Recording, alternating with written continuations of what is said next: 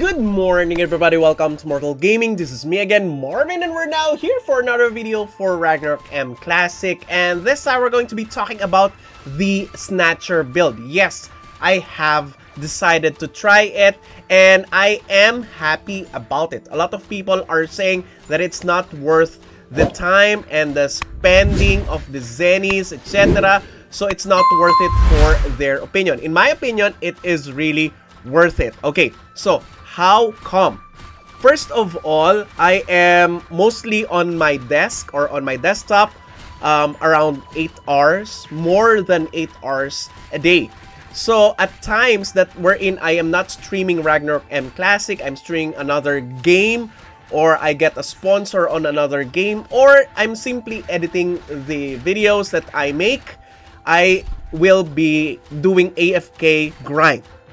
So I'm just leaving my, instead of not doing anything on my Ragnarok M Classic account, I'm leaving it on AFK doing this Snatcher build. And this is my Snatcher build. So in that way, it does not, it does not become unworthy of my time, unworthy of the electricity. But if you are not like me, you just use your phone or you just use your computer or PC just for this game and not doing anything simultaneously, then it will not be worth it, because the Zeny that you acquire here in my case, it's around 27,000 only.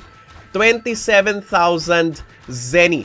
The highest that I have obtained, like, it is around 28 or 29,000. I'm not sure.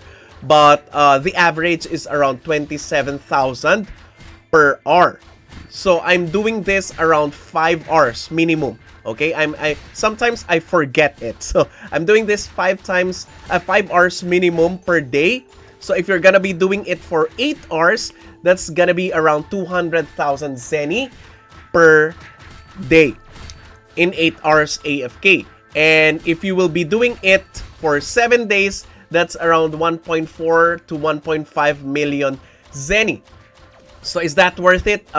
With regards to the electricity, it's worth it in my opinion, because I'm not even,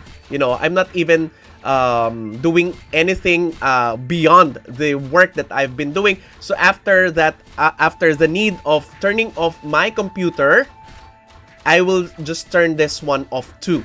So I'm just doing it on the side. So in that way, I'm not exerting additional, or I'm not offering additional electricity to be consumed for this build. And at the same time, I get more Zeny. So 1.5 million Zeny per week is not gonna hurt. I'll definitely take it, because, we need a lot of Zeny on this game, because Zeny is the main currency of this game. Now, for those who are not like me, as I've told you, that is not gonna be worth it. So if you're gonna be saying that, well, you have spent 8.8 million Zeny just for this build, you are wrong. First and foremost, you would want to spend 8.8 M Zeny to make another Shadow Chaser job class, or to unlock the Shadow Chaser job class, not only or not mainly because of the bonus stats that you can get from this one, because when you open it on different classes, you get luck, right? And we need luck on our warlock, but not mainly because of that. Mainly because every Wednesday there is a cat invasion event, and that cat invasion is one of the big ways to get gold medals for your Aesir. And if you're lacking gold medals on your Aesir monument, then you would want to open up additional jobs such as the Shadow Chaser for that purpose. For that purpose alone. And for that alone, I think it's more worth it. Okay? Because 8.8 million, meaning you get double your gold medals, because if you're gonna use Shadow Chaser and you're just gonna be including the Intimidate on your auto, and then you'll be getting solely alone the stats or the loots that you get from the cat invasion, it will increase your loots of your Flora coin up to 2,000 Flora coin. And if you're getting like around 700 to 1,000 Flora coins as of the moment, and you can increase it, of course, you need to do it manually, of course. But if you're gonna increase it to 2,000, that's additional at least 10 gold badges per week. And that alone, I think, is very much worth it. And this is gonna be the bonus. Okay? So, once you have gotten my point, okay, then let's start with the build, okay? So, my build is pure Agi because we're relying solely on auto attack.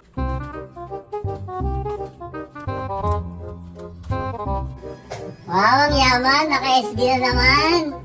Siyempre, ang laki ng discount sa Lapak Gaming eh. Thank you, Lapak Gaming! Yes, that's right! More and more people are topping up on Lapak Gaming because of its huge discounts. A normal $90 package can be lessened by as much as 15% discount. That's right! If you will top up in-game, you will normally spend 5,000 to 6,000 pesos. But now, because of Lapak Gaming, you will spend less. And that will give you a huge discount and huge savings. So what are you waiting for? Visit Lapak Gaming on the description to get huge discount deals from this site. And not only that, if you will key in the current code for Lapak Gaming, you will get additional discounts for your top-up purchase. What are you waiting for? Top up in Lapak Gaming with me! So this is my stats. So 89 dexterity, luck 75, 99 on agility. The reason why we need agility is because of the proc chance. We need to proc as much snatch as possible because we're not gonna be using the melee snatch, which is the active skill snatch, because I have tried it, guys. On this mob, it does not work. Maybe on other mobs, it may work, but this is very high. You get a very high Zeny per snatch, per successful snatch. Here, you get 72. And if you're gonna be using auto attack, you may get 2 snatches, successful snatches on one monster. That would give you 103 Zeny in total. Okay, so we need attack speed. So as much attack speed as possible, 480% attack speed in my case. Okay, on our skill, the most important here is the Snatcher build or passive. On our Stalker tree, Rogue's Nature, very important too. Then Vulture's Eye, very important. Then Snatch, Rob is really good if ever you're gonna be using it on other grinding purposes. Plagiarism is needed also for the where is that? For the practice while learning. In this case, we have copied the Overthrust from the Red Devil. Okay, so now from the thief side, we just need, you know, improve flee, hiding, and whatever you want to add there. But the most important thing here is the Vulture's Eye, the Snatch set, Snatch, Rob, and then Snatcher, and then Rogue's Nature. Okay, those are very important. Now, for our gears, there you go. We are using complete F2P gears, just Rift gears. Okay, so we have plus 10 of this one. You can easily get this Epic Spirit whenever you change. If you're not, if the assassin or the stalker is not your main character or main class, you'll still be getting the Epic Spirit bow. Okay, so you just have to make it at least plus 10 for the additional crit damage and ignore death, okay, and physical damage. Now, what are the cards? Okay, the cards that we are using here are the same cards that we have been getting by a lot on our current grinding as a mechanic. The Magic Pattern. Okay, the Magic Pattern paper card gives you agility, movement speed, gear attack speed, and crit damage. All of these are really useful on our build. So we are equipping 2 of those. The Ned Hugs, we're just using the usual ones that we are using on our mechanic build.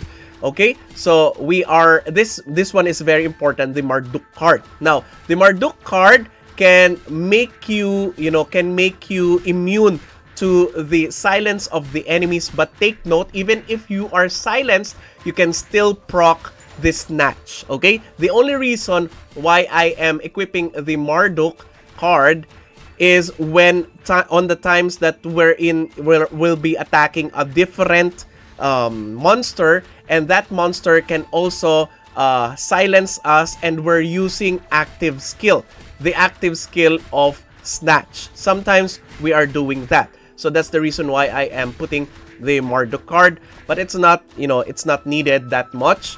So the Face King, we have already obtained this, and we are using this for additional damage. It's not needed. So Dexterity, Blowgun, and then the usual Devil Wing. This one is still on the Ignore MDef, and you can use any other tail that you have. The most important thing here is the type of Rift Gears that you are using. So most of the Rift Gears that you can use can be, you know, can be used for the auto attacker builds, and that's why we are using those, such as this one: crit plus 15, luck plus 6, and auto attack damage additional. Okay, and then for the armor, we are using the same one as long as it has agility. Now for the cards, it's not needed, but we have unlocked, or we have taken out from our handbook, the Siroma card for additional damage versus water monsters. And for the cloak, this is still the one that we are using for our mechanic, and so is this one. Okay, we have only unlocked or taken out also the Fury main card from our handbook, so for additional movement speed and agility.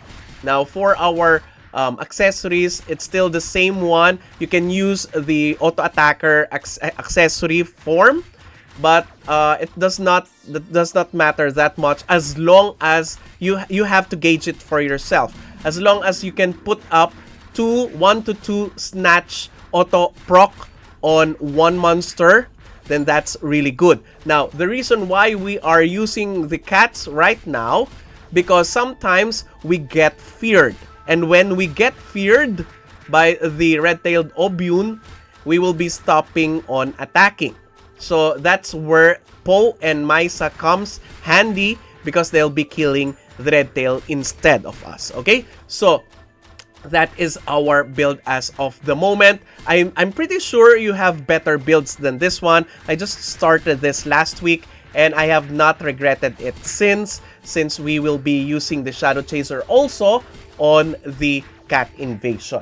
Alright, so I do hope that you have learned something on this guide. So that's it. Thank you everybody for watching. If you haven't subscribed to my channel, please do subscribe. If you haven't liked the video, please do leave a like. Share this to your friends and click the bell notification button so you get notified every time I upload a new video, start a new stream, or a new content. That's it. See you again in the next video. Bye-bye! 'Cause now I found you.